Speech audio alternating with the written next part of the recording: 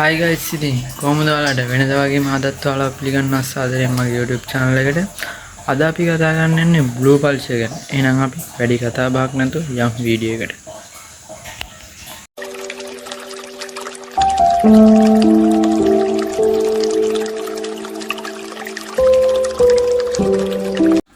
මෙම මත්ස්‍යයා මියන්මාරයට ආවේනික වූ මාළුවෙක් විදියට තමයි සැලකන්නේ.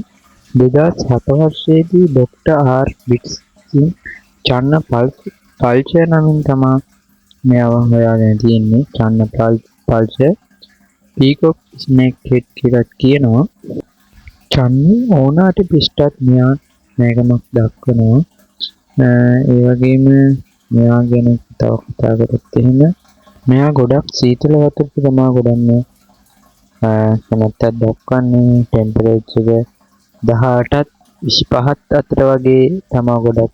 මෙයාගේ කලර්ස් එහෙම හොඳට පොප් වෙලා පේන්නේ. මෙයා මියන්මාරයට ආවේනික වූ මාළුවෙක්. මෙයාගේ ප්‍රභේද 3ක් හඳුනාගෙන තියෙනවා.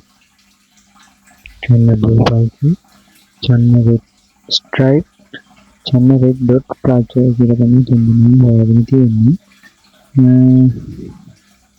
ප්‍රභේද 3කින් හම්බුණත් විද්‍යාත්මකව පැහැදිලි කරලා තියෙන්නේ එක් වර්ගයක් පිළිබඳව විතරයි.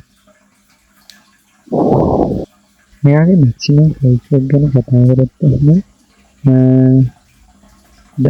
අඟල් 12ක් වගේ තමයි වර්ධනය වෙන්නේ. මෙයාලගේ අඩියක් විතර වාර්තා වෙන මත්ස්‍යයොත් ඉන්නවා. ඒ වගේම මෙයාලව ඩෝෆ් ස්නේක් හෙඩ් ගැන තමයි කියන්නේ.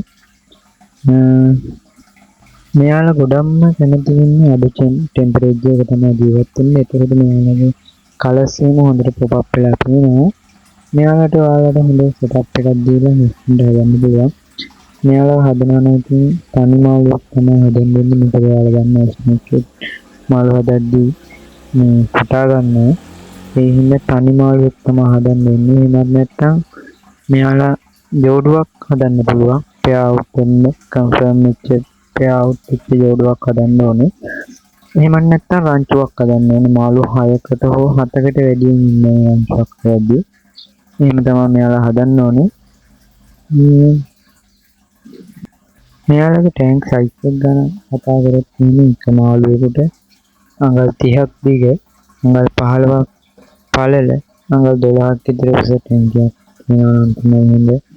මොකද ඕනේ මාළුවෙක් හදද්දී ඔයාලට හොඳ අවශ්‍ය ස්පේස් එක දීලා හදන්න ඕනේ. නැත්නම් එයාගේ growth එක වෙන්නේ පොඩ්ඩක් හිමීට. ඒ හින්දා හොඳට ස්පේස් දීලා එහෙම හදුවොත් තමයි එයා හොඳට වර්ධනය වෙන්නේ.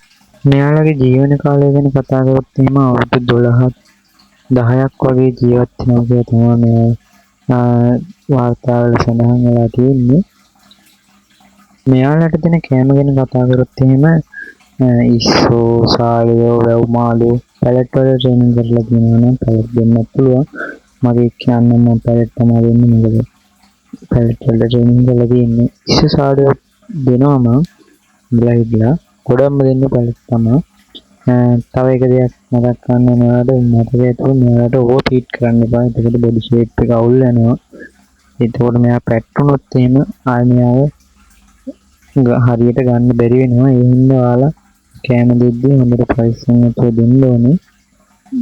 අවශ්‍ය ප්‍රමාණයට. කියන්නේ සාමාන්‍ය එක මාළුවෙකුට නම් සාමාන්‍ය වගේ සයිස් මාළු කෑමකට 2ක් වගේ තමයි දෙන්න ඕනේ. ඒක ඔයාලා ඉතින් ඔයාලා හිතලා බලලා එයාගේ බඩ සම්පූර්ණයෙන් පිරෙන්න දෙන්න හොඳ නැහැ කිසිම විටක මාළුවෙකුට. එයාට චුට්ටක් බඩගිනි වෙන්න තමයි දෙන්න ඕනේ. ඇක්වේරියම් එකක් තුළ සාර්ථක බ්‍රීඩ් වෙච්ච මාළු කොට්ටාසයක් ඇතුළේ මේ පල්ස් එක හඳුන්වන්න පුළුවන්. මෙයාලගේ මේල් ෆීමේල් හොයද්දී මේල් මත්ස්‍යයාගේ ඩෝසල් පින් එක ගැහැණු මත්ස්‍යයාගේ ඩෝසල් පින් එකට වැඩිය දිගින් වැඩි. ඒ වගේම මෙයාලගේ ඇඟේ පාට ගැන ගත්තොත් එහෙම පාටත් ගැහැණු මත්ස්‍යයට වැඩිය පිරිමි මත්ස්‍යයාගේ පාට තද පාටක් තමයි තියෙන්නේ. ශරීරය ගැන කතා කරොත් එහෙම ගැහැණු මත්ස්‍යයට වැඩිය පිරිමි මත්ස්‍යයාගේ ශරීරයේ සිහින් දිගටි ස්වභාවයක් තමයි ගන්නෙ. මෙයාලා බ්‍රීඩින් කරනවා නම් පෙයා එකක් අරගෙන සාමාන්‍යයෙන් අඩි 3ක් දිග අඩි 1කමාරක් වගේ පළල ටැංක් එකකට හොඳ සෙටප් එකක් ගන්න ඕනේ. යටට ගඟේ වැලි දාලා ප්ලාන්ට් හිටවලා මෙයාලට හැංගෙන්න ඩ්‍රිෆ්ට් ෆුඩ් වගේ ඒවා දාලා හොඳ සෙටප් එකක් ගෙවුවොත් එහෙනම් මෙයාලව බ්‍රීඩ් කරගන්න පුළුවන් අපේ ලේසියෙන්ම. මොකද දැන් මේ වෙන විට ලංකාවේ ගොඩක් තැන්වල මේ සූපල්චර් එක බ්‍රීඩ් වෙලා තියෙනවා. ඒ හින්දා මෙයාලව ලේසියෙන් බ්‍රීඩ් කරගන්න පුළුවන්. අද වීඩියෝ එකේ ඉතින් ඔච්චරයි. තවත් අලුත් වීඩියෝ එකකින් හම්බෙනකම් මම අදට ගිහින් එන්නම් මේ ඇක්වමෝස්ට.